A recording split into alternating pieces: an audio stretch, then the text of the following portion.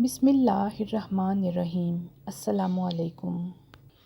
حضرت محمد صلی اللہ علیہ وآلہ وسلم کے پردادا کا نام ہاشم تھا۔ وہ بہت زیادہ دولت مند ہونے کے ساتھ ساتھ سخاوت، مروت اور احسان میں بھی بے مثال تھے۔ ہاشم کہلائے جانے کی وجہ یہ تھی کہ ایک مرتبہ ان کے عہد میں مکہ مکرمہ میں قحط پڑ گیا۔ یہ فلسطین گئے اور وہاں سے اونٹوں پر آٹے کی بہت سی تھیلیاں لاد لائے۔ بہت سے اونٹ ذبح کیے اور ان کا شوربہ تیار کروایا۔ روٹیاں پکوائیں اور ان روٹیوں کو شوربے میں بھگو بھگو کر اہل شہر کو کھلاتے رہے۔ یہ سلسلہ قحط سالی کے دوران جاری رہا۔ اسی وجہ سے انہیں ہاشم کہا جانے لگا۔ وہ حاجیوں کی خدمت اور مہمان نوازی میں بھی پیش رہتے۔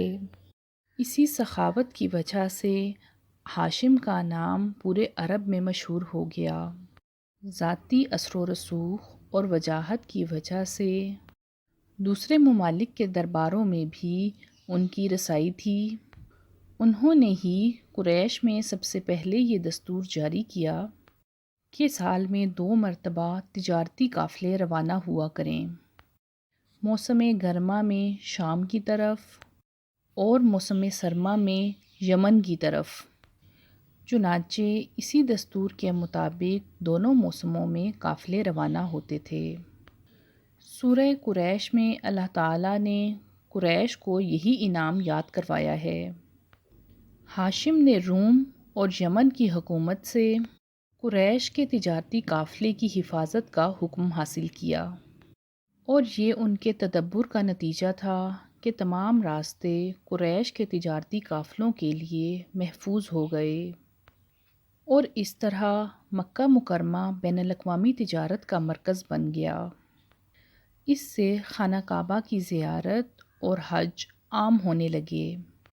ان تجارتی قافلوں کی وجہ سے جزیرہ نماء عرب میں معاشی مرکز پیدا ہو گیا۔ اس طرح مکہ مکرمہ تجارتی مرکز بنا، جس نے سیاسی مرکزیت کا دروازہ کھولا، جو اسلام کا کارنامہ بننے والا تھا۔ حضرت عبد المطلب ہاشم کے ہی بیٹے تھے، اور ہاشم کی وفات کے بعد آپ نے تمام ذمہ داریاں اچھے طریقے سے نبھائیں۔ حضرت عبد المطلب کے 10 بیٹے تھے۔ حضرت عبد المطلب کی زندگی کا اہم ترین واقعہ ابرہہ کا کعبے پر حملہ ہے۔ تاریخ میں اس کو واقعہ فیل کے نام سے یاد کیا جاتا ہے۔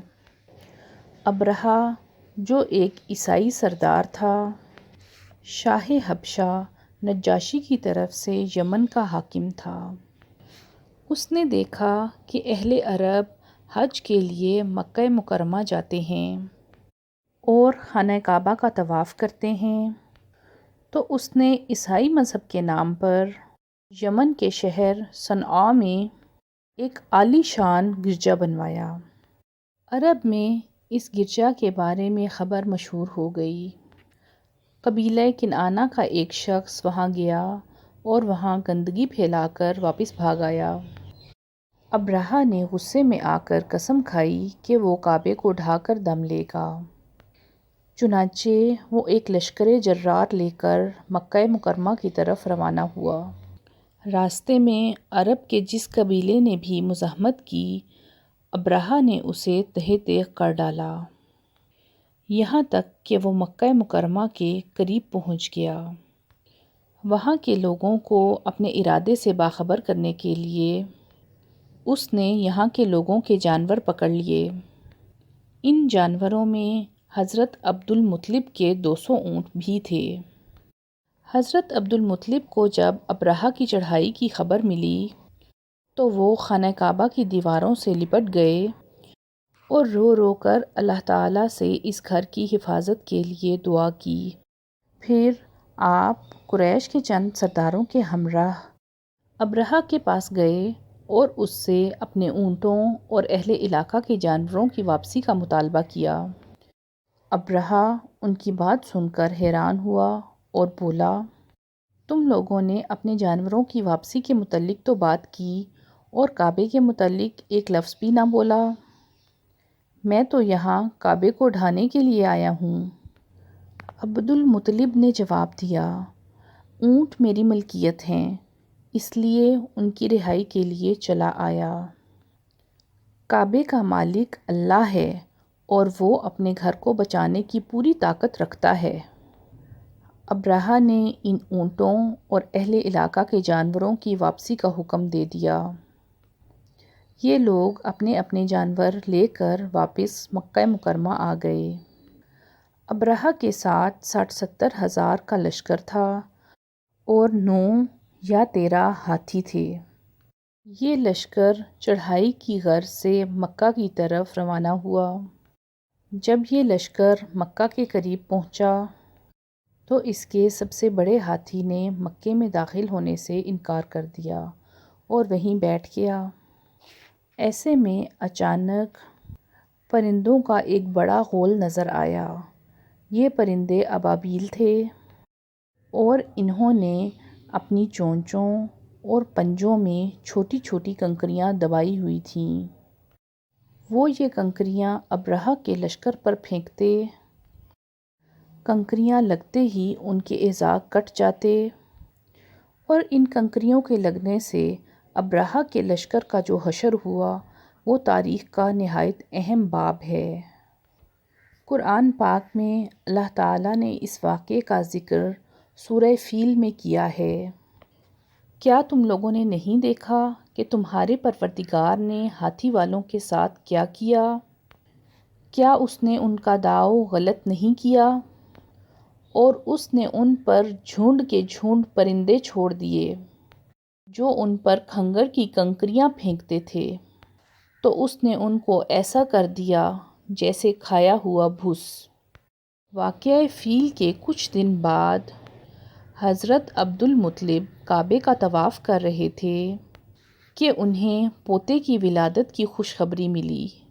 75 سالہ دادا پوتے کی ولادت پر بہت خوش ہوئے۔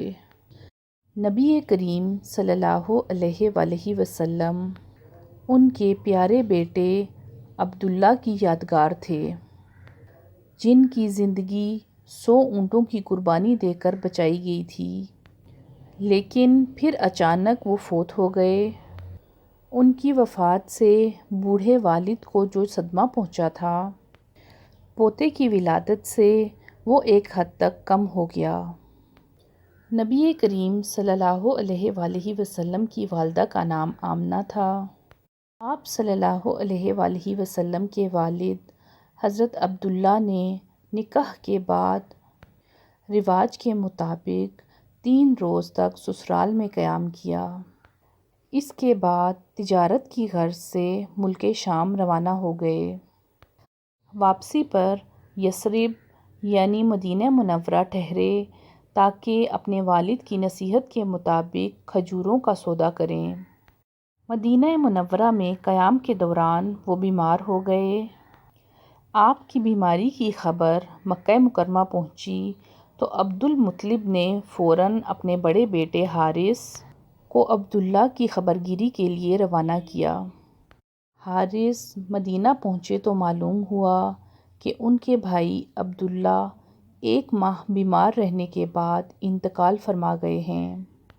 عبداللہ کا انتقال اپنے پیغمبر بیٹے کی ولادت سے کچھ ماہ پہلے ہی ہو گیا تھا۔ گویا آپ صلی اللہ علیہ وآلہ وسلم شکم مادر میں ہی یتیم ہو گئے تھے۔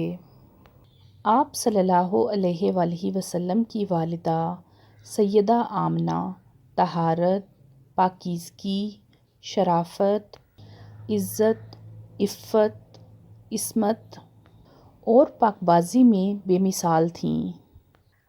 اپنی قوم میں سیدۃ النساء کے نام سے مشہور تھیں۔ دھدیال اور ننیال دونوں طرف سے آپ عرب کے بہترین قبائل سے تعلق رکھتی تھیں۔ یہ تھے رسول اللہ صلی اللہ علیہ وآلہ وسلم کے خاندان کے احوال، جنہیں اللہ تعالیٰ نے عزت، شجاعت اور پاکبازی جیسے صفات سے نوازا تھا۔ اور انہیں ایک اہم مقام عطا فرمایا تھا۔